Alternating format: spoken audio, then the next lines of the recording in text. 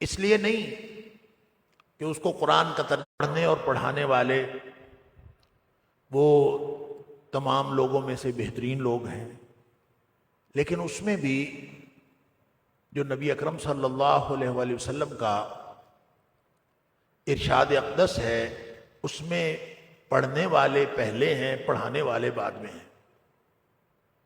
خیرکم من تعلم القرآن وعلمہ، جو پڑھنے والا ہے وہ پہلے بہتر ہے اور پڑھانے والا بعد میں بہتر ہے۔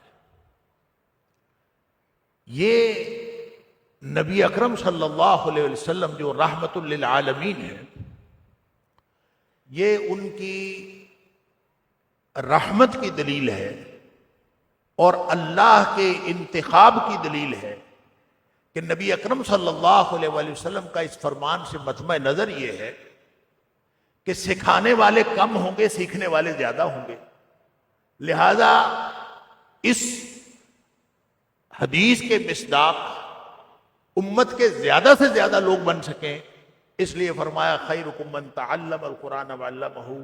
آپ آج سے قرآن سیکھنا شروع کر دیں، آپ پہلی آیت پہ ہوں، اسی پہ آپ کا انتقال ہو جائے، آپ اس دنیا سے چلے جائیں تو آپ اس فضیلت کے مصداق ہو جائیں گے کہ خیرکم من تعلم القرآن وعلمہ۔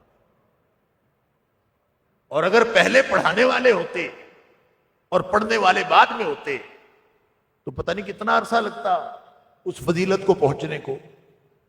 تو آخر جو پڑھانے والا ہے اس نے بھی پہلے پڑھا ہے تو پھر پڑھا رہا ہے، اس فضیلت کو حاصل کر کے وہ آیا ہے، تو اس کو جو اللہ اجر دے گا اور جو مقام و مرتبہ دے گا وہ اللہ اپنی شان کے مطابق عطا فرمائے گا۔ لیکن میری گزارش یہ ہے کہ جو لوگ بھی جہاں کہیں بھی قرآن کی کلاس، یہاں نہیں جہاں کہیں بھی میسر آئے، اور ماشاءاللہ پروفیسر سعید صاحب کلیروی صاحب کے بارے میں مجھے پتا چلا کہ 5 دفعہ قرآن مکمل ہو رہا ہے۔ اللہ، کتنے سال شیخ ہوئے؟ 25-26 سال۔ اللہ اکبر، اللہ تعالیٰ قبول فرمائے۔ تو جو لوگ بھی اس کلاس کو پا سکیں ان کو رہنا چاہیے، اس کے ساتھ جڑنا چاہیے، اس لیے کہ قرآن ایک ایسی کتاب ہے، آپ سب کو معلوم ہے کہ اس کے ساتھ ذرا سا بھی جڑ جائیں تو وہ ذرا سا بھی جڑنا فضیلت سے خالی نہیں ہوتا۔ تو جب قرآن پڑھا جا رہا ہو، حتیٰ کہ میں تو عرض کرتا ہوں جو ہمارے نوجوانوں کو زیادہ تر اور سب کو ہی آج کل تو اللہ تعالیٰ معاف فرمائے موبائل کی بیماری لگی ہوئی ہے اور سب سکرولنگ کرتے رہتے ہیں ہر وقت، جب کبھی قرآن کی آیت یا نبی پاک صلی اللہ علیہ وسلم کی حدیث سامنے آ جائے نا، اس کو پڑھے بغیر آگے نہ کیا کرے۔ اگر کوئی ویڈیو ہو، کوئی آڈیو ہو، اس کو سنے بغیر آگے نہ کیا کرے۔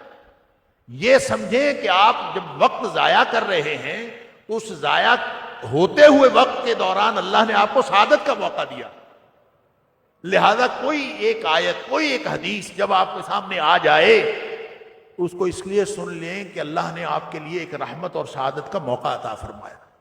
اسی طرح جو قرآن کی محافل ہیں، قرآن کی جو مجالس ہیں، اس کے اندر زیادہ سے زیادہ لوگوں کو شرکت کرنی چاہیے۔ اللہ تعالیٰ قبول فرمائے جو لوگ اب تک شرکت کرتے رہے ان کی طرف سے، اور مبارک فرمائے، اور پروفیسر سعید کلیروی صاحب کو اللہ تعالیٰ جزائے خیر عطا فرمائے، اس ادارے کی انتظامیہ کو اللہ تعالیٰ جزائے خیر عطا فرمائے، اور اسی طرح قرآن اور حدیث اور نبی پاک صلی اللہ علیہ وسلم کے فرامین اور اللہ کا فرمان اسی طرح پھیلتا رہے، اور اس مرکز کو اللہ تعالیٰ قیامت تک شاد اور آباد رکھے۔ جہاں تک آخری 2 صورتوں کا تعلق ہے، میں ان پر بات شروع کرنے سے پہلے قرآن کی ابتدا اور قرآن کی انتہا، ان دونوں میں بہت ساری مناسبتیں ہیں، لیکن میں 2 عرض کرنا چاہتا ہوں جو ہمارے پڑھنے والوں کے لیے اور قاری قرآن کے لیے اور طالب علموں کے لیے بڑی ضروری ہے۔ ایک تو یہ ہے کہ پہلی سورت جو سورۃ الفاتحہ ہے اس کی ابتدا الحمد سے ہوتی ہے، اور آخری دونوں سورتوں کی ابتدا جو ہے وہ اعوذ سے ہوتی ہے۔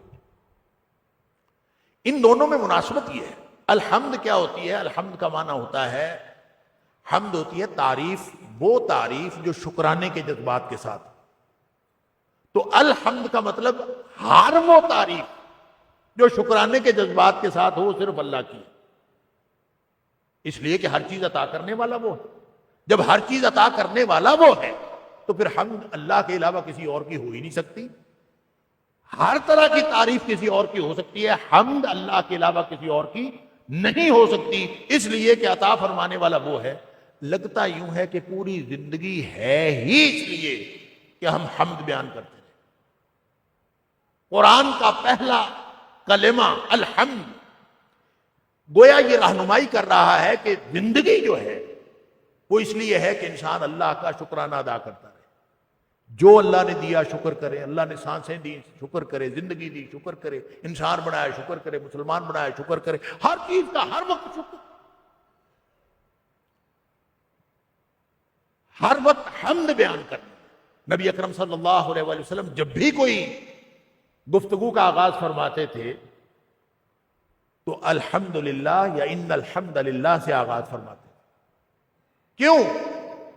اس لیے کہ یہ سمجھ آ جائے کہ ہماری زندگی ہے ہی اس لیے کہ ہم اللہ کی حمد بیان کرتے ہیں. اسی لیے فرمایا نبی پاک صلی اللہ علیہ وسلم فرمایا کہ افضل کلمت شکر الحمدللہ، بہترین کلمہ شکر جو ہے وہ الحمدللہ ہے. انسان ساری زندگی اللہ تعالیٰ کا شکر ادا کرتا ہے. جمعے کا خطبہ آپ سنتے ہیں، مختلف مواقع کے خطبات، ان الحمد للہ نحمدہ ونستعینہ ونستغفرہ، بھلا کیا مانا ہے؟ حمد صرف اسی کی، نحمدہ ہماری پوری زندگی حمد بیان کرنے کی. لیکن پوری زندگی انسان حمد بیان کر کیسے سکتا ہے؟ اللہ کی حمد بیان ہو کیسے سکتی ہے؟ اس کے لیے اسی کی مدد کی ضرورت ہے. نستعینہ، اسی کی مدد کے ہم خواستار ہیں کہ اللہ تو مدد دے، مدد کر کے ہم تیری تعریف کر سکیں، تیرا شکرانہ ادا کر سکیں. اور اگر پھر بھی کوتاہی رہ جاتی ہے تو نستغفرہ، اللہ ہم تجھ سے ہی مغفرت طلب کرتے ہیں، ہم جو تیری شان ہے، جو تیرا حق ہے، ہم وہ ادا کر نہیں سکتے. تو گویا زندگی پوری الحمد کے لیے ہے. سورہ فاتحہ ہمیں یہ بتاتی ہے اور معوذتین ہمیں یہ بتاتی ہیں کہ شکرانے میں جو رکاوٹیں پیدا ہوتی ہیں ان رکاوٹوں سے نجات بھی اللہ تعالیٰ کی مدد کے بغیر نہیں ملتی. اسی سے مدد مانگنی ہے. اللہ جتنی دنیا میں چیزیں ہیں جو رکاوٹیں بن سکتی ہیں ان سے میں تیری پناہ میں آتا ہوں. اور یہ وہ چیزیں ہیں ساری، یعنی سورہ فلق کو اگر میں باقی باتیں بعد میں عرض کرتا ہوں، سورہ فلق کو اگر دیکھیں تو اس میں ہر وہ چیز شامل ہے جس سے انسان بچنا چاہتا ہو اور بچ سکتا نہ ہو، مجبور ہو جائے تو پھر وہ اللہ کی پناہ میں آ جائے. اور سورۃ الناس جو ہے اس میں جو رکاوٹ بننے والا ہے وہ چونکہ شیطان ہے اور سب سے بڑی رکاوٹ شیطان ہے، تو شیطان کے شر سے کہ یا اللہ اس سے بھی تو نے بچانا ہے، جو دنیا کی چیزیں ہیں اس سے بھی تو نے بچانا ہے، باقی مخلوق کی اور شیطان کے شر سے بھی تو نے بچانا ہے. وہ جو الحمد کی زندگی الحمد والی گزارنی تھی اس میں جتنی رکاوٹیں پیدا ہوتی ہیں اس سے اللہ ہی کی پناہ میں، اللہ ہی کی حفاظت میں جانے کی استدعا ہے. یہی پوری زندگی ہے. گویا قرآن کی پہلی صورت اور قرآن کی آخری دو صورتیں ہمیں اپنی پوری زندگی کا مقصد بتا دیتی.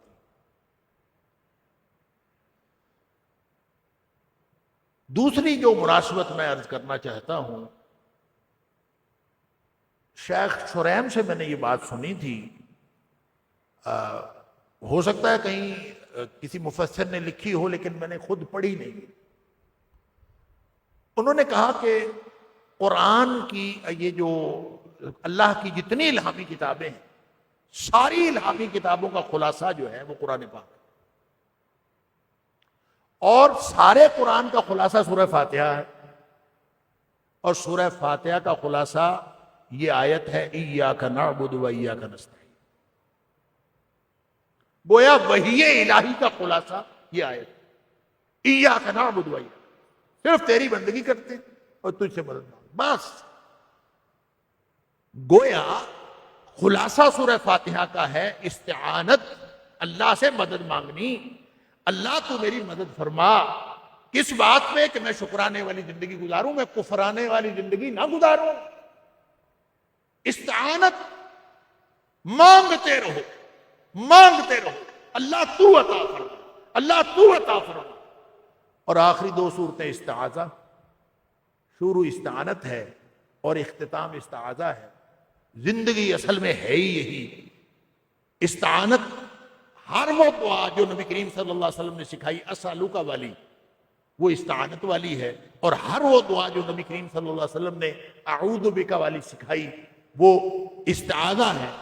میرے والد گرامی مولانا محی الدین لکھوی رحمہ اللہ مجھے اکثر جو مختلف اذکار کی تاکید کرتے تھے تو مجھے ایک بات کی تاکید لازماً کرتے تھے، وہ مجھے کہا کرتے تھے کہ استعاذے جو ہے نا وہ اپنے اذکار کا حصہ بناؤ، جتنے استعاذے اس کو اپنے اذکار کا حصہ بناؤ، وہ دعائیں نہ چھوڑا کرو جس میں اعوذ بک کا لفظ آتا ہے۔ اس طرح کی جتنی دعائیں ہیں سارے استعاذے، کیونکہ انسان کی زندگی استعاذے کے بغیر چل سکتی ہی نہیں۔ استعانت ہے اور استعاذہ ہے، پورا قرآن آپ کو استعانت سے شروع ہو کر استعاذے تک اور اللہ کے ساتھ یوں جوڑتا ہے کہ بندگی پیدا ہی اس نے اس لیے کیا ہے، وما خلقت الجن والانس الا لیعبدون، تو بندگی اس کی استعانت کے بغیر نہیں ہو سکتی اور اسی کے استعاذے کے بغیر نہیں ہو سکتی۔ لہذا استعانت سے لے کر استعاذے تک پورا قرآن مکمل ہے، ابتدا استعانت ہے اور انتہا استعاذہ ہے۔ قل اعوذ برب الفلق اور قل اعوذ برب الناس۔ اللہ اکبر۔ اللہ تعالی ہم سب کو استعانت اور استعاذے والی زندگی عطا فرمائے تاکہ ہمیں مدد بھی اللہ کی ہو۔ مدد دنیا میں انسان مانگ سکتا ہے کسی اور سے، اسباب اللہ نے پیدا کیے ہیں ایک دوسرے کی مدد کرنے کے لیے، اسی طرح پناہ میں آنے کے لیے بھی اللہ نے اسباب پیدا کیے ہیں۔ جنگوں میں قلعے بنائے جاتے ہیں، مورچے بنائے جاتے ہیں، کوئی اگر کسی سے خطرہ ہو تو اس خطرے کو سے نمٹنے کے لیے کسی بڑے آدمی کی پناہ بھی لی جا سکتی ہے، کسی بڑے آدمی کو جو ہے وہ درمیان میں ڈالا جا سکتا ہے کہ بھائی مجھے فلاں آدمی سے خطرہ ہے۔ اللہ نے یہ دنیا کے اسباب پیدا کیے ہیں اور انسان کسی کی پناہ میں آ سکتا ہے، انسان کسی سے مدد مانگ سکتا ہے۔ یہ جتنے بھی اسباب اللہ نے پیدا کیے، لہذا تحت الاسباب استعانت بھی جائز ہے اور تحت الاسباب استعاذہ بھی جائز۔ کبھی کسی نے نہیں کہا کہ کسی گولی سے بچنے کے لیے آپ شیلڈ بنا لیں یا تلوار سے بچنے کے لیے ڈھال بنا لیں تو وہ ناجائز ہے، کیونکہ وہ ایک سبب ہے۔ آپ کسی بھی خطرے سے بچنے کے لیے کوئی سبب اختیار کر سکتے ہیں، لیکن بعض چیزیں ایسی ہوتی ہیں جو اسباب کے ذریعے سے مدد کی نہیں جا سکتی، اور بعض چیزیں ایسی ہوتی ہیں، بعض خطرات ایسے ہوتے ہیں کہ اسباب کے ذریعے انسان پناہ میں حفاظت میں آ نہیں سکتا، سارے کے سارے اسباب جواب دے جاتے ہیں، اور وہ پناہ جو ہے، وہ جو حفاظت ہے، وہ سوائے اللہ کے اور کوئی نہیں دے سکتا۔ اسی طرح کی جو استعانت فوق الاسباب ہے وہ بھی اللہ کے علاوہ کوئی نہیں دے سکتا۔ جب انسان وہ استعانت جو اسباب کے اوپر ہے اور وہ استعاذہ جو اسباب کے اوپر ہے، وہ اگر اللہ کے علاوہ کسی اور سے مانگ بیٹھے نا، مطالبہ کر بیٹھے، تو یہ شرک ہے۔ سوائے اللہ کے کسی اور سے یہ استعاذہ، سوائے اللہ کے کسی اور سے استعانت، ایاک نستعین کا یہی معنی ہے۔ اور اسی طرح پناہ میں آنا، تو حقیقت بات تو یہ ہے کہ جو اسباب کی وجہ سے ہم استعاذہ کسی کا لے سکتے ہیں، جو جائز استعاذہ ہے، اور وہ استعانت جو جائز استعانت ہے جو اسباب کی لی جا سکتی ہے، اس کے بارے میں بھی میں تو عرض یہ کروں گا کہ جو جتنے زہاد اور جتنے صاحب تقوی بزرگ گزرے ہیں تاریخ میں، انہوں نے اسباب کو بھی چھوڑ کر صرف مسبب الاسباب پر بھروسہ کیا۔ اس کی وجہ یہ ہے کہ منگتے سے مانگا تو کیا مانگا، جو خود حفاظت اپنی نہیں کر سکتا، اس کی حفاظت میں گئے تو کیا گئے، لہذا اس کی پناہ لی تو کیا لی۔ تو اسباب موجود ہونے کے باوجود مسبب الاسباب سے مانگنا، اور مسبب الاسباب کو ہی ہمیں جو پتا ہے کہ یہ 2 اور 2 4 ہوتے ہیں. اللہ اکبر. ہم کیوں نہیں, ہم اصل میں اسباب میں گھرے ہوئے لوگ ہیں, اسباب کی بات کرتے ہیں, اسباب کے ذریعے سے ہم دعا بھی مانگ رہے ہوتے ہیں تو اسباب کے ذریعے سے مانگ رہے ہیں. ایک ہمارے علاقے کا ایک ذمہ دار تھا, اب اس دنیا میں نہیں ہے, اللہ تعالیٰ ان کی مغفرت فرمائے. وہ کہتا ہے میں نے ایک دن ٹریکٹر نکالا ہل چلانے کے لیے, اور زمین جب وتر آئی ہوئی ہوتی ہے نا تو اس وقت وہ ایک اس کا خاص وقت ہوتا ہے, اسی وقت ہل چلانا ہوتا ہے. اگر اس سے زیادہ خشک ہو جائے تو پھر بھی ہل نہیں چلتا, اگر زیادہ نمی ہو تو بھی ہل نہیں چلتا. تو پھر اس کا بجائی کا وقت بھی ایک خاص ہوتا ہے, اگر وہ وقت گزر جائے تو پھر کاشت نہیں ہو سکتی.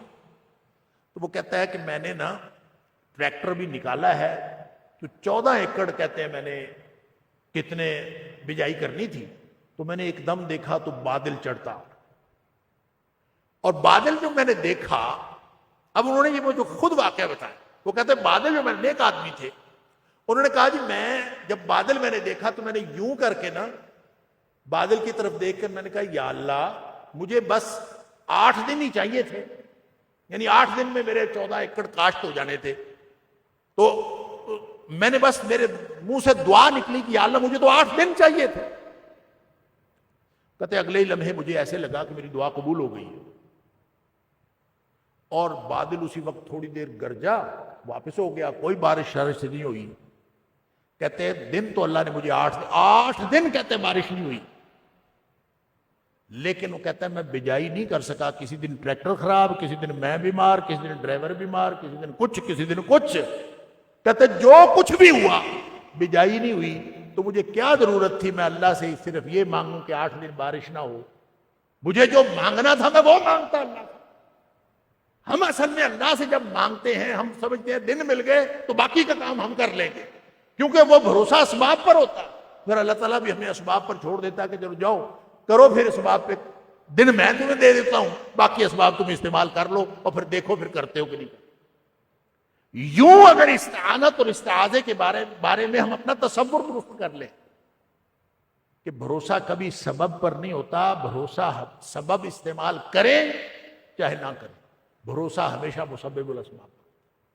اور یہ دونوں صورتیں ہمیں یہ سکھاتی ہیں کہ وہ چیزیں خاص طور پر, اس میں تو ذکر ہی ان چیزوں کا ہے, خاص طور پر سورہ فلق جو ہے اس کو معوذتین اس لیے کہتے ہیں کہ یہ دونوں صورتیں مل کے ایک حفاظت بناتی ہیں, ایک بند کھڑا کرتی ہیں, اور ایک پناہ گاہ بناتی ہیں, اور اس پناہ گاہ کے طور پر اللہ تعالیٰ نے یہ عطا فرمائی. اور اس کے لیے یہ بھی ذہن سے نکال دیجئے, بعض لوگ کہتے ہیں کہ یہ صرف جو ہے وہ دم کے طور پر, رقیہ کے طور پر نازل ہوئی تھی, اور یہ اس لیے پھر یہ بحث بھی ہے مفسرین میں کہ یہ مدینے میں نازل ہوئی تھی یا مکے میں نازل ہوئی تھی.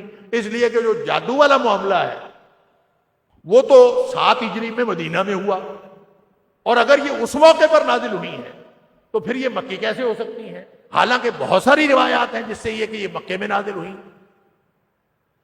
تو بات اصل میں یہ ہے کہ کوئی ایک صورت جو ہے وہ ایک ہی دفعہ نازل ہوئی, یہ ضروری بات نہیں ہے. صورتیں 2 دفعہ بھی نازل ہوئی ہیں. صورتیں انہی صورتوں کو مختلف مواقع کے اوپر نبی پاک صلی اللہ علیہ وسلم کو پڑھنے کے لیے حکم دوبارہ دیا گیا ہے. اس لیے یہ صورتیں مکی دور میں نازل ہو چکی تھیں, اور مکی دور میں آپ ویسے دیکھیں اس کا تعلق صرف جادو کے ساتھ نہیں ہے. اگر آپ جادو کھینچ تان کے لائیں بھی تو صرف ایک آیت ہے جو جادو کے ساتھ منسلک ہوتی ہے, وَمِن شَرِّ النَّفَّاثَاتِ فِي الْعُقَدِ, بس صرف یہ ایک آیت ہے جو جادو سے منسلک ہوتی. لہذا جو لوگ جادو والی نبی پاک صلی اللہ علیہ وسلم پر جادو ہونے والی روایات کو نہیں مانتے, بھلے وہ بخاری شریف میں ہو, تو وہ کہتے ہیں کہ ہم نہیں مانتے. جو ان کو نہیں مانتے وہ پھر نفاثات فی العقد کے بھی اور ترجمے نکالتے ہیں, اور اس کے بھی انہوں نے مفاہیم اور نکالے. اس کی وجہ یہ ہے کہ وہ ان روایات کو ماننا نہیں چاہتے, کہ وہ کہتے ہیں کہ اگر ہم کہیں کہ نبی کریم صلی اللہ علیہ وسلم پر جادو ہو گیا ہے تو اس کا تو مطلب ہوگا کہ پھر وحی الہی تو مشکوک ہو گئی, نعوذ باللہ من ذالک.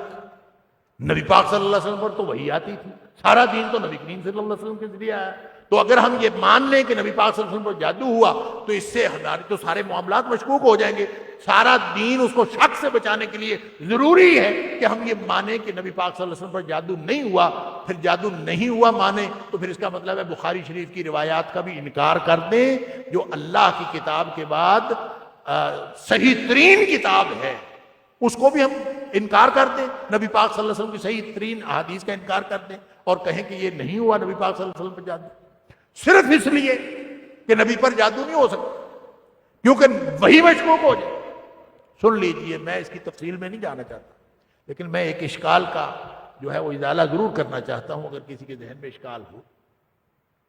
دیکھیں ویسے تو مفسرین نے اس کے ان جتنے اعتراضات ہو سکتے تھے جادو کے حوالے سے ان اعتراضات کے جوابات دیے. میں ان سارے اعتراضات کی طرف بھی نہیں جاتا, ان کے جوابات کی طرف, لیکن یہ بات بتانا چاہتا ہوں کہ نبی اکرم صلی اللہ علیہ وآلہ وسلم لوگوں کو دین بتانے کے لیے تشریف لائے تھے. نبی کریم صلی اللہ علیہ وسلم اس دنیا میں تجربات کرنے کے لیے تشریف نہیں لائے. نبی کریم صلی اللہ علیہ وسلم کا ہر عمل لوگوں کے لیے رہنمائی تھا, آپ رہنمائی کرنے کے لیے تشریف لائے. اگر نبی پاک صلی اللہ علیہ وسلم یہ جادو, اگر نبی کریم صلی اللہ علیہ وآلہ وسلم پر جادو نہ ہوتا, اگر نبی کریم صلی اللہ علیہ وآلہ وسلم پر جادو کی کوئی کیفیت طاری نہ ہوتی تو زندگی میں کبھی کوئی شخص یہ سمجھ سکتا تھا کہ کسی نیک آدمی کو جادو ہو سکتا ہے؟ ہر شخص نے سمجھنا تھا کہ جس کو جادو ہو گیا ہے وہ تو نیک آدمی ہے ہی نہیں. لہذا ایک معیار طے ہو جانا چاہیے, ہو جانا تھا. نبی اکرم صلی اللہ علیہ وسلم سکھانے کے لیے آئے تھے, چونکہ اللہ نے جادو کا علاج ہمیں سکھانا تھا. یہ نبی پاک صلی اللہ علیہ وسلم پر جادو ہونے یا نہ ہونے کا اس کا کوئی تعلق نہیں ہے. اس کا تعلق امت کو جادو کا علاج سکھانے کے ساتھ کہ نبی پاک صلی اللہ علیہ وسلم. ہم قرآن کی بہت ساری چیزیں آیات پڑھتے ہیں, دیکھیں نا سورہ عبس, لوگ کہتے ہیں نبی پاک صلی اللہ علیہ وسلم کو نعوذ باللہ اللہ نے ڈانٹ پلا دی, نعوذ باللہ من ذالک, اللہ نے ڈانٹ پلا دی. نبی پاک صلی اللہ علیہ وسلم نے ابن ام مختوم آیا, اس کی طرف سے منہ پھیر لیا کیونکہ آپ سرداروں سے بات کر رہے تھے, تو اللہ نے ڈانٹ پلائی کہ کیوں آپ نے تیوڑی اڑائی ہے. اس کو دیکھ کر نبی کریم صلی اللہ علیہ وسلم کو کوئی ڈانٹ نہیں پلائی. جو اللہ کا محبوب ہے اللہ اپنے محبوب کو ڈانٹ پلائے گا, اور اللہ کا محبوب اللہ کی مرضی کے خلاف کرے گا, یہ سوچ کیسے لیا؟ او بھائی سورہ عبس نازل فرما کے قریشی سرداروں کو ان کی اوقات بتائی ہے کہ تم سب سے یہ اکیلا نابینا صحابی بہتر ہے, ان کو اوقات بتائی. یہ جو اسلوب اللہ کریم نے اختیار فرمایا ہے, یہ سخت اسلوب اختیار فرما کے سرداروں کو ان کی اوقات بتائی ہے کہ یہ اکیلا ابن ام مکتوم نابینا صحابی یہ تم سب سے زیادہ بہتر ہے اور اللہ کو یہ زیادہ پسند ہے. نبی پاک صلی اللہ علیہ وسلم کو کوئی ڈانٹ چانٹ نہیں کی. لہذا ہر چیز کا مفہوم اسی طرح سمجھنے کی کوشش کریں جو اللہ تعالیٰ نے اپنے محبوب صلی اللہ علیہ وسلم پر نازل فرمایا. اسی طرح یہ جو جادو والی بات ہے, نبی کریم صلی اللہ علیہ وسلم کو کیا فرق پڑا؟ کچھ بھی نہیں. اگر کوئی شخص کہے کہ وحی کے اندر کوئی فرق آ سکتا تھا تو بھئی یہ تو ہوا 7 ہجری میں غزوہ خیبر کے بعد, 7 ہجری میں. اس وقت تک 20 سال نبوت کو گزر چکے تھے, اور 20 سال میں جب نبی پاک صلی اللہ علیہ وآلہ وسلم سے کوئی ایسی بات کسی نے نہیں دیکھی, تو کیا جادو ہونے کے بعد کسی نے نبی پاک صلی اللہ علیہ وسلم سے کوئی ایسی بات دیکھی؟ نہیں دیکھی.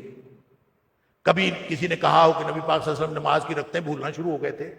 کبھی کوئی شخص کہے کہ نبی پاک صلی اللہ علیہ وسلم جو ہے وہ آؤٹ آف کانٹیکسٹ باتیں کرنا شروع ہو گئے تھے؟ کسی نے کہا نہیں, یہ نبی پاک صلی اللہ علیہ وسلم کی ذات کا معاملہ تھا, یہ امت کی رہنمائی کا معاملہ تھا, آپ کی ذات کے ساتھ اس کا تعلق تھا. ایک بھی واقعہ رپورٹ نہیں ہوا کہ نبی پاک صلی اللہ علیہ وسلم نے کوئی ایسی بات, کوئی ایسی آپ سے کوئی ایسا عمل سرزد ہوا ہو جو ہم کہیں کہ جادو کے اثر کے ساتھ تھا. ایک بھی صحابی اس بات کا گواہ نہیں ہے. خود نبی پاک صلی اللہ علیہ وسلم نے حضرت عائشہ صدیقہ رضی اللہ تعالیٰ عنہ کو فرمایا مجھے ذاتی اعمال میں ایسے لگتا ہے کہ جو میں نے کام کر لیا ہوتا ہے مجھے لگتا ہے میں نے کیا ہی نہیں. صرف ذاتی اعمال یہ ایک کیفیت تھی. اور چونکہ امت کو سمجھانا تھا کہ اگر کسی کے اوپر ایسی کیفیت ہو جائے تو ڈرنے کی اور جھکنے کی اور مرعوب ہونے کی کوئی بات نہیں ہے. تمہارے پاس معوذتین ہیں, ان کو پڑھو اور تمہارا علاج ہو جائے. ہر دوسرا بندہ کسی سے پوچھو وہ کہتا ہے جادو ہے. ذرا شروع تو کرے سروے پاکستان. ہر تیسرا گھر کہے گا میرے اوپر جادو ہے. اور حساب کتاب لگانے والوں کے پاس چلے جائیں تو وہ تو ماشاءاللہ فوراً ہی پہلے کہیں گے عامل تمہارے اوپر جادو ہے. چل اگلا بندہ پہلے پریشان ہے, وہ اوپر سے کہتے جاتے. اور نبی پر جادو کیوں نہیں ہوتا؟ قرآن کہتا ہے تمہیں تو بخاری شریف کی حدیث کا انکار کرنا ہے نا, پھر قرآن کا بھی انکار کریں. حضرت موسیٰ علیہ السلام پر جادو ہوا کہ نہیں ہوا؟ موسیٰ علیہ السلام پر فَأَوْجَسَ فِي نَفْسِهِ خِیفَةً مُوسَىٰ, صرف جادو ہوا نہیں, دہشت بھی طاری ہو گئی, ڈر بھی گئے. قُلْنَا لَا تَخَفْ, ہمیں کہنا پڑا ڈرنے کی کوئی بات نہیں. ان کے سارے معاملات ختم ہو گئے. اس لیے جو جادو والی بات ہے وہ صرف ایک تو اس کی بات یہ ہے کہ ان 11 آیات میں صرف ایک آیت ہے جو جادو کے متعلق ہے. باقی ساری کی ساری آیات زندگی کے دوسرے مسائل سے تعلق ہے. تو وہ دوسرے مسائل مکی دور میں بھی تھے, وہ مدنی دور میں بھی تھے, وہ ہر دور میں تھے. آج بھی ہر شخص کو یہ سارے پرابلمز ہیں. لہذا ان کا علاج قیامت تک کے لیے ہمارے پاس موجود ہے. اور قرآن ویسے پورے کا پورا علاج ہے. رقیہ کے طور پر اکیلی معوذتین, وہ تو نبی پاک صلی اللہ علیہ وسلم معوذتین پڑھتے تھے, ساتھ سورہ اخلاص ملا لیتے تھے, اور آپ کا معمول تھا دم کرنے کا, اور اپنے ہاتھوں پہ پھونک مار کے اپنے جسم پر ملا کرتے تھے. حضرت عائشہ صدیقہ رضی اللہ تعالیٰ عنہ فرماتی ہیں کہ جب نبی پاک صلی اللہ علیہ وسلم بیمار ہو گئے, آپ کی طبیعت بہت کمزور ہو گئی اور آپ پڑھ نہیں سکتے تھے, تو حضرت عائشہ صدیقہ رضی اللہ تعالیٰ عنہ فرماتی ہیں میں نے پڑھا, لیکن چونکہ نبی پاک صلی اللہ علیہ وسلم کا ہاتھ زیادہ برکت والا تھا تو میں نے نبی پاک صلی اللہ علیہ وسلم کے ہی ہاتھ پر پھونک ماری اور نبی پاک صلی اللہ علیہ وسلم کا ہاتھ ہی آپ کے جسم اقدس پہ پھیرا. اس کا مطلب یہ ہے کہ اس کو پڑھ کے اپنے ہاتھ پر پھونک مار کے جسم پر پھیرنے کی عادت ڈالنی چاہیے. یہ ہے استعاذہ. اور بچنا کس سے؟ قل اعوذ برب الفلق. میں ترجمے میں ایک دو باتیں عرض کر دوں. جب میں شروع میں ترجمہ کر رہا تھا تو مجھے سوچ میں آ رہی تھی کہ میں ترجمہ کیا کر رہا ہوں اور لوگ اس کو کیا سمجھیں گے. دیکھیں فلق جو ہے نا, فلق, اس کا ترجمہ اکثر لوگوں نے یہی کیا ہے, اور شاید شیخ کلیروی صاحب نے بھی آپ کو یہی پڑھایا ہوگا کہ صبح کے رب کی قسم. فلق کا معنی ہوتا ہے شگاف ڈالنا, کسی چیز کو توڑ دینا, علیحدہ کر دینا.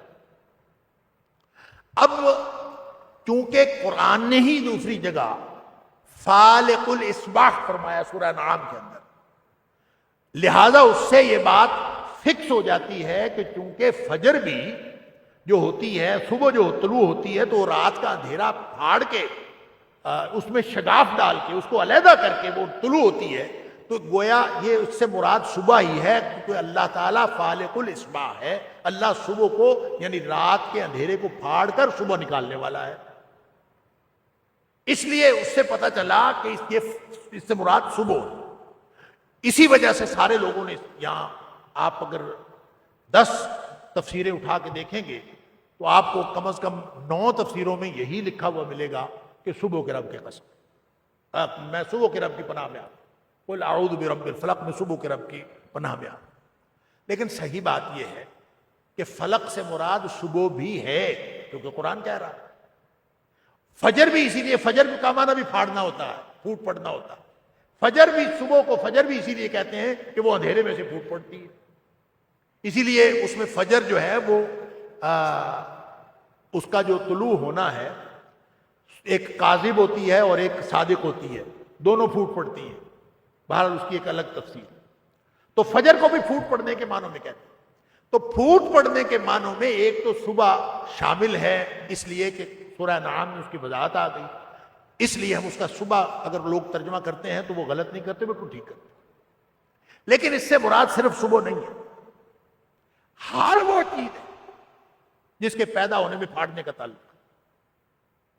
ہر وہ چیز اس سے مراد ہے جس کے پیدا ہونے کے لیے کوئی چیز پھٹتی ہے، کوئی چیز چیری جاتی ہے، کسی کا سینہ چیرا جاتا ہے، کسی کا پیٹ چیرا جاتا ہے، کسی کا کوئی دانہ پھٹتا ہے، کوئی گٹھلی پھٹتی ہے. فالق الحب والنوا، وہ دانے کو اور گٹھلی کو پھاڑنے والا ہے. وہ رحم مادر سے جب بچہ پیدا ہوتا ہے تو وہ بھی پوری جھلیاں پھاڑ کر باہر نکلتا ہے. اسی طرح گٹھلی، اسی طرح دانا، اسی طرح دنیا کی ہر چیز، جو بھی چیز پیدا ہوتی ہے تو اس کے پیدا ہونے میں پھٹنے، پھوٹنے، جدا ہونے، الگ ہونے، شگاف ڈالنے، اس کے مفاہیم شامل ہوتے ہیں. لہذا ہمیں کیا ضرورت ہے کہ اس سے مراد صرف صبح لے، ہر مخلوق اس سے مراد. اور اگلی آیت من شر ما خلق، وہ اس پر دلیل بھی ہے. اسی لیے حضرت ابن عباس رضی اللہ تعالیٰ عنہ جو ہیں ان سے ایک قول مفسرین نے نقل کیا اور صحیح قول ہے. وہ کہتے ہیں فلق سے مراد خلق ہے. فلق سے مراد خلق ہے. قل اعوذ برب الفلق، یہ اصل میں ساری مخلوقات، اس فلق کے اندر، اس فلق کے لفظ کے اندر ساری مخلوقات آ جاتی ہیں. اور جب یہ ہم کہتے ہیں قل اعوذ برب الفلق، اسی لیے بعض مفسرین نے اس کے ترجمے میں یہ لکھا ہے کہ میں پناہ، آپ کہہ دیجئے میں اس رب کی پناہ میں آتا ہوں جو مخلوق کا رب ہے، وہ ساری مخلوق کا. تو یہ فلق بمعنی مخلوق بھی ہو سکتی ہے. اس سے مراد زندہ لوگ، زندہ جو چیزیں ہیں، جو یہ جاندار چیزیں ہیں، ان کا پیدا ہونا بھی ہے. اس سے مراد صبح کا پیدا ہونا بھی ہے، اور کائنات کی ہر چیز. آخر اگر اس کی کوئی بھی تشریح، ہمیں کوئی دانے سے پھٹنے والی چیز نہ ملے، ہمیں گٹھلی پھاڑ کر پیدا ہونے والی چیز نہ ملے، ہمیں رحم مادر سے نکلنے والی کوئی چیز نہ ملے، لیکن اس کے باوجود عدم کا سینہ چاک کر کے وجود میں تو آئی ہے نا. لہذا یہ مفہوم ہر مخلوق کو جاتا ہے. تمام کی تمام مخلوقات جو عدم کا سینہ چاک کر کے اس دنیا میں آئی ہیں وہ فلق میں شامل ہیں. لہذا قل اعوذ برب الفلق، اللہ کی بادشاہی صرف صبح تک نہیں ہے، اللہ کی بادشاہی ہر چیز میں ہے. جب من شر ما خلق کہنا ہے کہ اللہ ہر چیز کی برائی سے جو تو نے پیدا کی ہے اس سے میں تیری پناہ میں آتا ہوں، تو ساری مخلوقات کے رب کی پناہ میں آئیں گے تو ساری مخلوقات کے شر سے بچیں گے نا. لہذا یہ مناسبت اگلی آیت اس کو واضح کر دیتی ہے کہ ہم یہ سمجھیں قل اعوذ برب الفلق، اللہ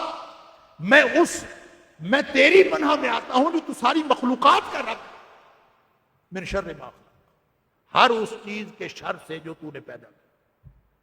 تو اللہ نے شر پیدا کیا ہے. ایک مفہوم تو یہ ہے کہ کتنا سکون ہو گیا، من شر ما خلق، اللہ نے جو جو چیز پیدا کی ہے اس کی برائی سے میں اللہ تیری پناہ میں آتا ہوں. تو اللہ نے کیا کیا چیز پیدا کی ہے؟ کوئی استثناء ہے؟ ہر چیز تو اللہ نے پیدا کی. جب اللہ خالق کل شیء، جب ہر چیز کا خالق وہ ہے تو اس کا مطلب ہے ہم نے ہر چیز کی برائی سے، وہ چاہے دنیا میں ہو، چاہے آخرت میں ہو، چاہے قبر میں ہو، چاہے حشر میں ہو، چاہے جنت میں داخلے تک جتنی باتیں بھی ہوں، ہم نے ہر چیز کی برائی سے اللہ کی حفاظت مانگ لی. تو وہ نہیں دے گا. جس نے خود سکھایا ہے کہ تم یہ کہو تو وہ عطا نہیں کرے گا کہ اللہ ہر چیز کی برائی سے. تو پورا ذہن کھول کے مخلوق کے رب کو یہ کہا کریں. جب قل اعوذ برب الفلق کہتے ہیں تو پورا ذہن کھول کے ساری کائنات اس میں شامل کر کے اللہ میں ہر چیز کی برائی سے. تو جتنا شر کوئی ہو سکتا ہے، کسی دشمن کا، کسی نظر آنے والے کا، کسی جاننے والے کا، کسی نہ جاننے والے کا، کسی چیز کی برائی، کسی جانور کی برائی، کسی جاندار کی برائی، کسی کوئی بھی برائی ہو سکتی ہے کسی بھی طرح کی. ہر وہ چیز جو احساس میں بری ہو وہ بھی بری ہے، جو کوئی چیز خیال میں بری ہو وہ بھی بری ہے، جو عمل میں بری ہو وہ بھی بری ہے. تو من شر ما خلق میں ہر چیز ہے. برے خیالات بھی آ گئے، برے اعمال بھی آ گئے، بری اشیاء بھی آ گئی، سب سے میں نے پناہ مانگی. اس سے بڑا تسلی والا جملہ دنیا میں نہیں ہو سکتا. اللہ قل اعوذ برب الفلق من شر. اب اس کا ایک دوسرا پہلو یہ ہے کہ اللہ نے جو کچھ پیدا کیا ہے کیا وہ شر ہے یا کیا اس میں شر ہے؟ اس کو ہم ایک تو اپنی تسلی کر لیتے ہیں، جو جہاں جہاں شر ہے، جہاں جہاں تو نے شر پیدا کیا ہے، جس چیز میں جو شر ہے، اللہ تو اس کی برائی سے ہمیں بچا لے، اس شر سے بچا لے، یہ تو ہو گیا۔ لیکن اللہ فرماتا ہے سورہ سجدہ میں الذی احسن کل شیء خلق، اس نے نا جو چیز بھی بنائی ہے نا بہترین بنائی۔ 4 الذی احسن کل شیء خلقہ، جو بھی بنایا بہترین بنایا۔ تو پھر شر بہترین ہے؟ اس نے تو جو بنایا بہترین بنایا، تو شر کہاں سے آیا؟ اگر ہر چیز اللہ نے بہترین بنائی ہے تو شر بھی اسی نے پیدا کیا ہے۔ اللہ ہی خیر کا شر کا ہر چیز کا خالق تو وہی ہے، تو شر کیسے بہترین ہے؟ اس پر اگر غور کریں نا، الذی احسن کل شیء خلقہ، تو بات یہ سمجھ میں آتی ہے کہ کوئی چیز اپنی فی نفسی ہی شر پیدا نہیں کی اللہ، فی نفسی ہی ہر چیز احسن۔ کیسے احسن؟ مثلا یہ کہ اللہ نے اگر مصیبتیں پیدا کی ہیں تو وہ احسن اس لیے ہیں کہ وہ ہمیں جگانے کے لیے ہے۔ اللہ نے کوئی پریشانی پیدا کی ہے تو وہ اس لیے ہے کہ ہمیں کسی بڑی پریشانی سے بچا لیا جائے۔ اللہ نے اگر کسی کو دانت دیے ہیں، مثال کے طور پر اللہ نے سانپ کو زہر دیا ہے، تو سانپ کا جو زہر ہے وہ اس کو اس کے اپنے دشمنوں سے بچانے کے لیے ہے، اس کے لیے بہترین ہے، اس کے لیے احسن ہے۔ کسی درندے کو اللہ نے پنجے دیے ہیں، کسی درندے کو دانت دیے ہیں، تو وہ اس کے اپنے دشمنوں سے بچنے کے لیے ہے، جنگل کا نظام چلانے کے لیے، اس کے لیے بہترین ہے۔ شر اس وقت بنتا ہے جب وہ استعمال ایسی جگہ پہ ہونا شروع ہو جائے جہاں وہ استعمال نہیں ہونا چاہیے، پھر وہ شر بن جاتا۔ وہ بھلے سانپ کا زہر ہو، بھلے دشمن کے دانت ہو، بھلے کسی فوجی کی گن ہو، بھلے کسی کی طاقت ہو، بھلے کسی پہلوان کا مکہ ہو، جب وہ غلط جگہ استعمال ہوگا تو وہ شر بن جائے گا، ٹھیک جگہ استعمال ہوگا تو وہ خیر ہوگا۔ الذی احسن کل شیء خلقہ، ہر چیز اس نے احسن بنائی ہے، ہمارے استعمال میں گڑبڑ ہوتی ہے تو شر ہوتا ہے۔ لہذا جہاں جہاں اب ہم کس کس کو سیدھا کر سکتے ہیں، کس کس کو کہیں کہ یہ بات نہیں کرنی، کس کس کو کہیں کہ یہ کام نہیں کرنا، کس کس کو کہیں کہ یہ اس کا اصل صحیح استعمال یہ ہے، ہم تو کسی کو کہہ ہی نہیں سکتے۔ تو پھر اسی کو کہے نا جس نے دیا ہے، جس نے وہ طاقت دی ہے اسی کو کہے اللہ تو ہی بچا، میں نہیں بچ سکتا۔ قل اعوذ برب الفلق من شر ما خلق ومن شر غاسق اذا وقب۔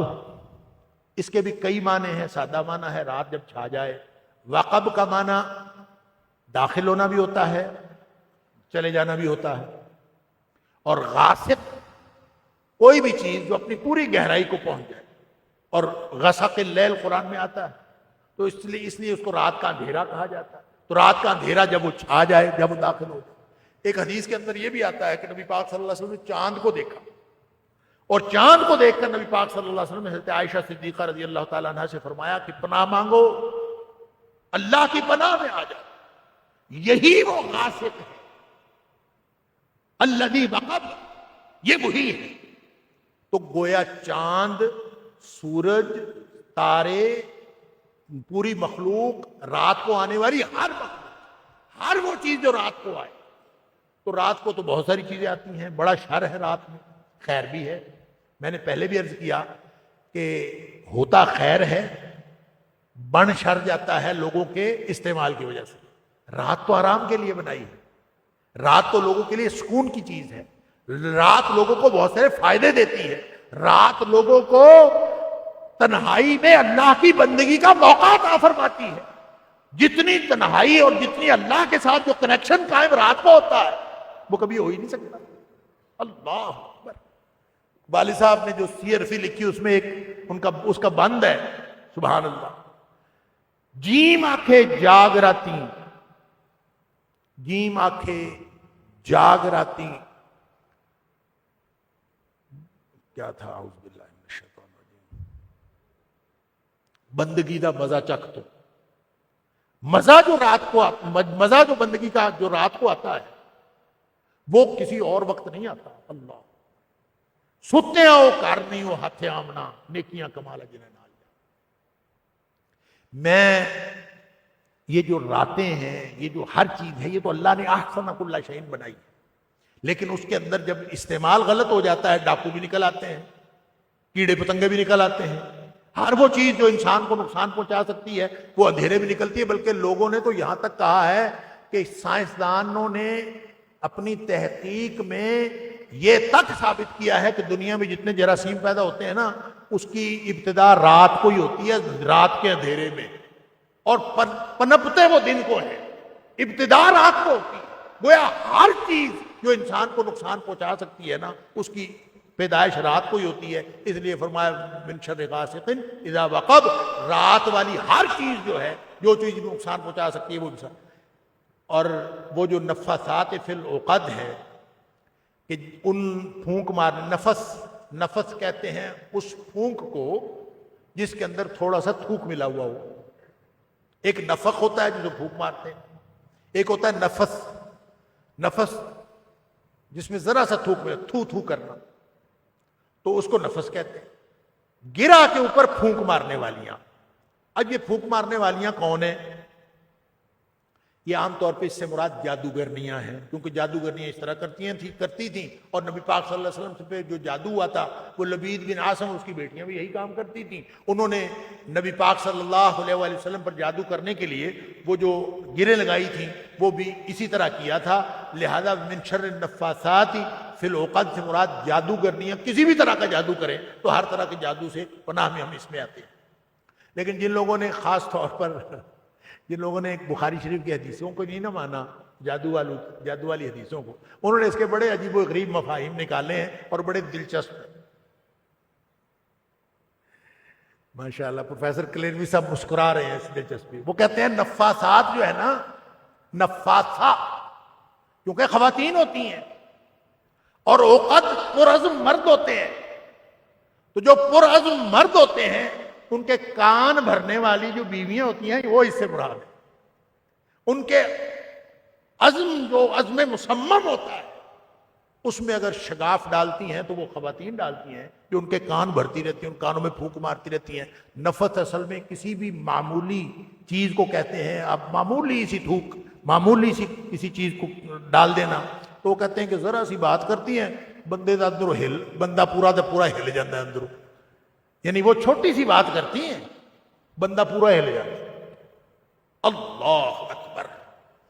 اور ان کا خیال یہ ہے کہ اس میں وہ شر بھی آ جاتا ہے کہ جس شر کے لیے خواتین استعمال ہوتی ہیں، مردوں کو ورغلاتی ہیں، مردوں کو، یہ میاں بیوی کی بات نہیں ہے، ہر طرح کی خواتین جو مردوں کو ورغلا سکتی ہیں، پھسلا سکتی ہیں، وہ ساری خواتین، گویا ان کے شر سے بھی انسان کے ذہن میں نہیں ہوتا کہ یہ والا بھی میرے لیے شر ہے، بظاہر بڑا خوبصورت محسوس ہو رہا ہوتا ہے، اصل میں وہ بھی شر ہوتا ہے، اس سے بھی پناہ اسی سورۃ الفلق کے اندر ہے۔ اور ایک اور پناہ بھی ہے جو نفاثات میں شامل ہے۔ نفاثات کیونکہ مؤنث ہے اور مؤنث جمع کے لیے آتا ہے، نہ جمع ہے، تو اس سے مفسرین نے یہ نتیجہ بھی نکالا ہے کہ ایسے گروہ اور ایسی جماعتیں ہیں لوگوں کی، اور وہ صرف لوگوں کی نہیں ہیں، جنوں کی بھی ہیں، جن کا کام ہی لوگوں کو گمراہ کرنا ہوتا ہے۔ لوگ لگے ہوتے ہیں اسی کام پہ، گروپ بنے ہوئے ہیں، جماعتیں بنی ہوئی ہیں، بندے کو پتہ ہی نہیں ہوتا کون کون کہاں کس وقت گمراہ کر رہا۔ آپ کو بظاہر اپنا ہمدرد لگے گا، اصل میں گمراہ کر رہا ہو۔ تو وَمِن شَرِّ النَّفَّاثَاتِ فِي الْعُقَدِ میں ان کا شر بھی شامل ہے۔ جادو بھی آ گیا، کوئی سماجی معاملات میں کسی کے پختہ ارادے کے اندر شگاف ڈالنے کی کوئی کارروائی ہوگا وہ بھی آ گئی، اگر کوئی اجتماعی زندگی میں سازشیں کرنے والے گروپ یا جماعتیں ہوگی وہ بھی آ گئی۔ آپ اندازہ کریں کتنا کمپریہنسو کلام ہے اللہ کا، کتنا جامع کلام ہے اللہ کا، اور وہ سارے شامل ہوں گے۔ آپ نے ان سب کے، جب آپ نے سورہ فلق پڑھ لی، آپ گویا اللہ کی حفاظت میں آ گئے۔ سبحان اللہ۔ وَمِن شَرِّ حَاسِدٍ إِذَا حَسَدَ۔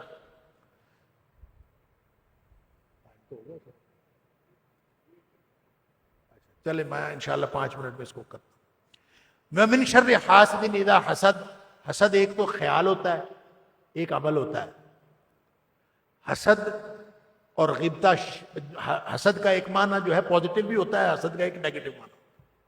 جو اس کا پازیٹیو معنی ہے اس کو غبطہ کہتے ہیں، رشک کرنا۔ اور حدیث میں بھی یہ لفظ ہے، لا حسد الا فی اثنتین، 2 باتوں کے علاوہ کسی اور کے بارے میں رشک نہیں کرنا چاہیے۔ رشک میں صرف یہ بات غبطہ میں شامل ہوتی ہے کہ کسی کی نعمت دیکھ کر خواہش کرنا کہ اللہ مجھے بھی دے دے، یہ خیال آنا۔ اور حسد کے اندر یہ بات شامل ہوتی ہے کہ یہ بھی خیال آنا کہ اللہ اس کی چھن جائے، مجھے ملے چاہے نہ ملے، اس کی چھن جائے، یہ ہے حسد۔ اور یہ چونکہ اس کو کسی کو بھی کوئی چیز کس نے دی ہے، اس نے خود تو نہیں لی، دینے والا کون ہے؟ اللہ۔ غصہ آپ کو آ رہا ہے کسی کو نعمت کیوں ملی ہے، تو اصل میں تو پھر دینے والے پر آ رہا ہے نا، اس لیے حسد حرام ہے۔ اور حسد کا ایک شر ہے، اور یہ شر صرف خیال آنے پر نہیں ہوتا، خیال ہر ایک کو آتا ہے۔ وَأُحْضِرَتِ الْأَنفُسُ الشُّحَّ، یہ بخیلی تو اللہ نے ہر دل میں رکھی ہے، لہذا خیال آنے سے برائی نہیں ہوتی، جب اس خیال کو عملی جامہ پہنانے کی کوشش کی جائے یا اس خیال کو زبان پہ لانے کی کوشش کی جائے تو اس وقت یہ برائی ہوتی ہے۔ اس لیے فرمایا وَمِن شَرِّ حَاسِدٍ اِذَا حَسَدَ، جب وہ حسد کرے اس وقت اس کی برائی سے مجھے بچا، کیونکہ خیال کسی کو آتا ہے تو یہ برائی نہیں ہوتی۔ نبی پاک صلی اللہ علیہ وسلم فرمایا تھا غیر ارادی طور پر ذہن میں خیال آئے، جب تک انسان اس پر عمل نہ کرے یا زبان پر نہ لائے تو اس کا کوئی نقصان نہیں، اس پر کوئی اس کو پرسش نہیں ہوگی، اس سے کوئی حساب کتاب نہیں ہوگا۔ اس کا مطلب یہ ہوا کہ حاسد کسی کے بارے میں حسد کا خیال آ بھی جائے اس کو جھٹک دینا چاہیے، اور اگر اس کو جھٹک دیں تو نہ اپنے آپ کو نقصان ہے نہ کسی کو نقصان۔ لیکن جب اس کو آپ زبان پہ لائیں گے، یارو دیکھو اتنا کتوں آیا، صرف اتنی بات، یہ حسد ہے۔ کیوں بھائی؟ آپ کون ہوتے ہیں یہ کہنے والے کہ اس کے پاس اتنے پیسے کیوں، فلاں کے پاس یہ نعمت کیوں آئی، کہاں سے آئی؟ مجھے پچھلے دنوں ایک بندہ ملا، کہتا ہے فلاں بندہ انہوں تو عربی نہیں سی آتی، انہوں عربی کتوں آ گئی؟ میں کہا یہ آپ کی مسئلہ ہے، اگر آ گئی تو آپ کو کیا مسئلہ؟ الحمدللہ اس نے سیکھی ہوگی، اس کو آ گئی، آپ بھی سیکھ لیں، آپ کو بھی آ جائے گی۔ صرف کسی کی نعمت کے بارے میں یہ زبان پر لانا، یہ اصل میں حسد کے جذبات کو اس کا اظہار ہے، اور جب بھی حسد کے جذبات کا اظہار کیا جائے یہ اذا حسد ہوتا ہے۔ تو اس سے صرف پناہ نہیں مانگنی، خود بھی لوگوں کے لیے اذا حسد بننے سے بچنا ہے۔ ایسا نہ ہو کہ خود پناہ مانگتے پھریں اور دوسروں کے لیے حسد کے جذبات رکھتے پھریں، اور یہ اتنی بری بیماری ہے کہ جو ہر چیز کو کھا جاتی ہے۔ اللہ اکبر، اس طرح نیکیوں کو کھا جاتا ہے۔ نبی پاک صلی اللہ علیہ وسلم نے فرمایا اس قدر حرام جذبہ ہے کہ نیکیوں کو اس طرح کھا جاتا ہے جیسے لکڑی کو آگ کھا جاتی ہے، ایندھن کو آگ کھا جاتی ہے، اس طرح یہ کھا جاتا ہے۔ لہذا جب آدمی یہ پڑھ لیتا ہے ان احساسات کے ساتھ تو اس کو ایک مکمل حفاظت اور مکمل اللہ کی پناہ میں آ جانے کا احساس ہوتا ہے۔ سبحان اللہ، اور یہی اس کا مقصد ہے۔ اور اسی طرح جب سورۃ الناس میں آتے ہیں تو اس میں صرف واحد پناہ مانگی گئی ہے، واحد ہے، اور وہ شیطان سے۔ شیطان انسانوں میں سے بھی ہے، اور شیطان جنوں میں سے بھی ہے، اور دونوں قسم کے شیاطین وسوسے ڈالتے ہیں۔ اور وسوسہ اس معمولی بات کو کہتے ہیں، معمولی خیال بھی وسوسہ ہوتا ہے، معمولی بات بھی وسوسہ ہوتا ہے، معمولی عمل بھی وسوسہ ہوتا ہے۔ تو وسوسہ ڈالنے والا، اور پھر خاص طور پہ جو شیطان کی صفت ہے خناس، چھپ جاتا ہے پھر آتا ہے، چھپ جاتا ہے پھر آتا ہے، چھپ چھپ کے دوبارہ حملے کرتا ہے، اور خطرناک اتنا ہے کہ نظر ہی نہیں آتا۔ اور جہاں ہوا داخل ہو جاتی ہے وہاں یہ داخل ہو جاتا، تگڑا اتنا ہے۔ نبی پاک صلی اللہ علیہ وسلم ان الشیطان یجری من الانسان مجری الدم، انسان اس سے بچ سکتا ہی نہیں جب تک وہ اللہ کی پناہ میں نہ آئے۔ 3 باتیں بس میں عرض کر کے اپنی بات ختم کرتا ہوں. قل اعوذ برب الفلق، قل اعوذ برب الناس مالک الناس الہ الناس، رب الناس مالک الناس الہ الناس. میں اس طرف نہیں جاتا کہ یہ تینوں دفعہ ناس دوبارہ کیوں اللہ تعالیٰ یہاں لایا ہے، یہ بھی ایک لطیف نکتہ ہے اس میں، یعنی حالانکہ ایک ہی دفعہ کافی تھا بار بار، لیکن یہ جو تین باتیں بتائی ہیں نا، رب ربوبیت کا احساس، توحید ربوبیت، ملک ملکیت کا احساس، تم اس کے ہو، سارے اس کے، الہ الناس عبودیت کا احساس. اصل بات یہ ہے یہ تین کام کر لیے جائیں نا، اللہ کو رب مان کے، اپنے آپ کو اس کی ملکیت مان کے، اسی کی بندگی کو زندگی کا مشن بنا لیا جائے تو شیطان سے پناہ مانگنے کی ضرورت ہی نہیں پڑتی. یہ تین کام کرنے سے ہی سارے کام ہو جاتے ہیں. اللہ تعالیٰ مجھے اور آپ کو، ہم سب کو اس بات کی توفیق عطا فرمائے، اور اللہ تعالیٰ ہمیں قرآن سمجھنے اور اس پر عمل کرنے کی توفیق عطا فرمائے، اور اس کے ساتھ جڑے رہنے کی توفیق عطا فرمائے، تاکہ ہم ان لوگوں میں شامل ہو جائیں جن کے بارے میں نبی پاک صلی اللہ علیہ وسلم فرمایا خیرکم من تعلم القرآن وعلمہ. ایک آیت سیکھ لیں لیکن سیکھتے رہیں تو انشاءاللہ اس سعادت سے بہرہ مند ہو جائیں گے. اللہ تعالیٰ ہم سب کو اس بات کی توفیق عطا فرمائے. وآخر دعوانا الحمدللہ. جزاک اللہ خیر.